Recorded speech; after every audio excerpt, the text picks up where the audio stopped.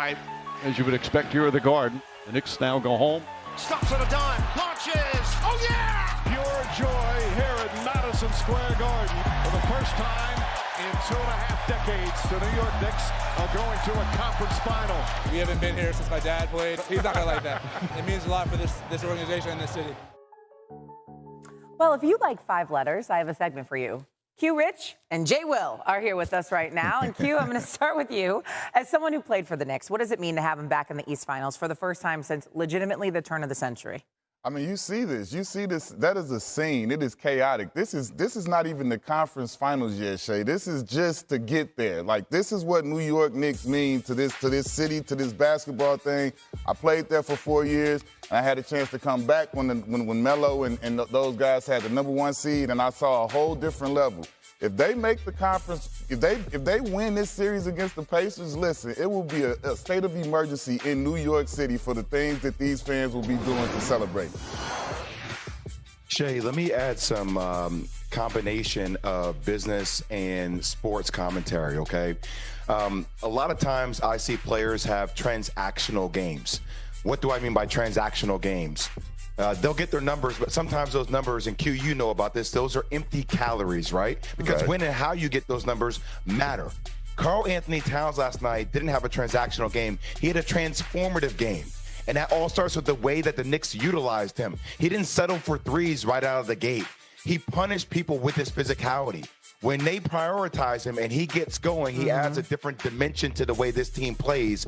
And this is a team with a commanding presence. When Cat is that missing piece that is able to arrive, this is a team that has a chance to legitimately win an NBA World Championship. That's how talented they are. You are making everyone in New York go absolutely wild as they are slowly opening their eyes this morning, Jay. Well, we forget. You guys, there's still like a month to go in the NBA playoffs. We're only halfway there.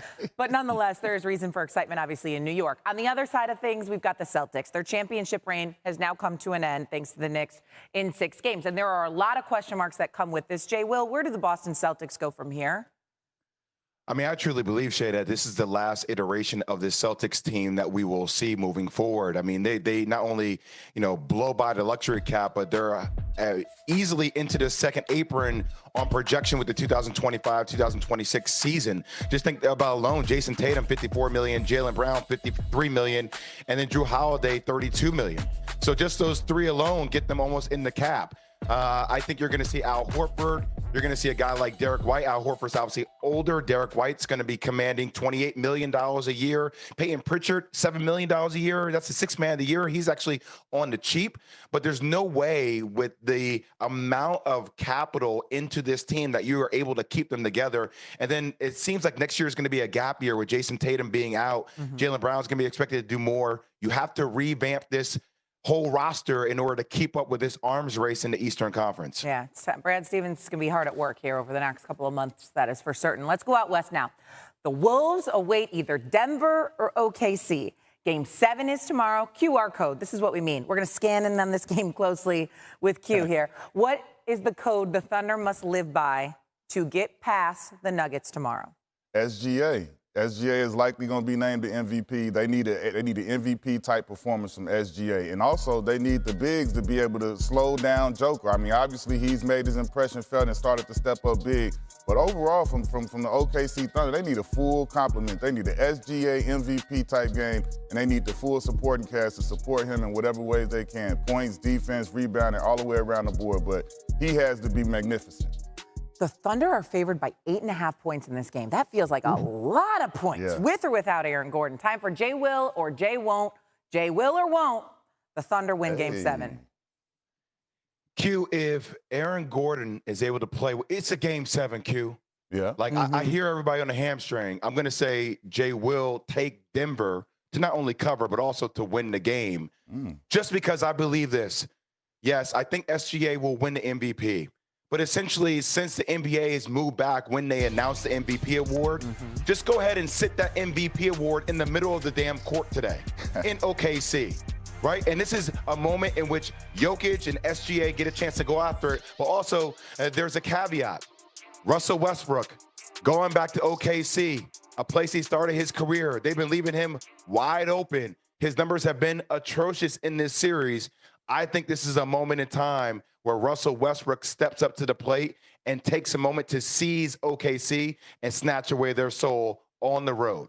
That's a thumbs up for you, Q. So you want them to hang the trophy in the middle of the court like a table ladder chair match? It is weird they haven't handed out that MVP trophy yet. I'm with you, Jay. Money in the bank match, Q and Shay, think about this. So if SGA wins it, but Jokic gets the win, right? Oh, that's you don't want to win it that way. You know what I mean, Q? You got to get this one. Right. You'd rather have the win, obviously, than the MVP trophy. So you got to get it, especially if you're at home, if you are the Thunder. Game 7 tomorrow, 3:30 Eastern on ABC. These two will be locked in. 5 letters. 10. We say good morning to our NBA analyst Quentin Richardson and Anscape senior writer David Dennis Jr. And guys, I almost wore my Timbs on SportsCenter this morning because it is that serious. The Knicks are going to the Eastern Conference Finals. We got our resident former Knick here with us, and I know you've seen the videos. I know you've seen the people on the polls. What's led to this moment for the New York Knicks? I mean, they made all the right moves, bringing this team together, and I feel like when it got to the money time, these guys came out in Game 6 with the proper sense of urgency. They gave their fans a chance to get into it early. You had a good Cat Anthony in the first quarter, and the guys rallied, man. After that, the wheels fell off. It was just a rout. And, I mean, me playing there for as long as I did, man, I was there 4 years when it was no winning, literally no winning going on, and it was tough to be there. But then coming back in 13 when they had the number 1 seed, and it was the Knicks tape era, I got to see what it was like to be a Knick when it's winning. And I'm happy for all of these fans, for all of the people that's been in that building, in the garden, all of the executives and everybody. This is a great time. Hopefully these guys can keep it going.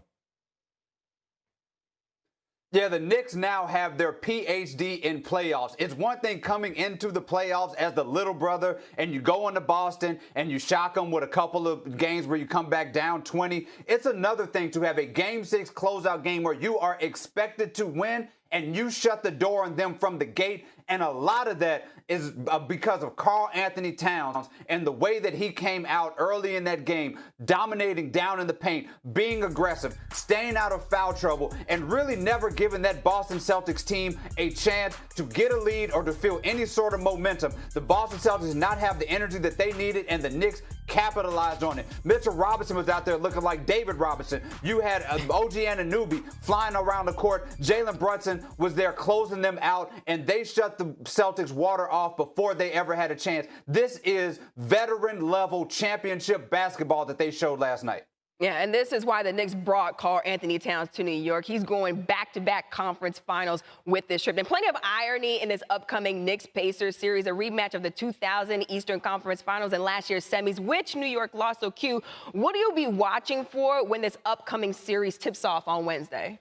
To me, it'll be interesting to see if New York can slow down Indiana's pace, because we know that they like to get up and down. Tyrese Halliburton moving the ball, sharing the ball. So to me, the Knicks have to be extremely careful and extremely good with taking care of the ball. They can't allow these guys to turn the ball over and get right into transition. Those are the points you don't want to give them. And then overall, everybody got to show up and step up, man. This Indiana team is not to be taken lightly. They got every position. They got bench players. They got clutch players. They got a big man that can shoot the three and protect the rim. And they got wings that are built for it. They got 3-and-D wings. So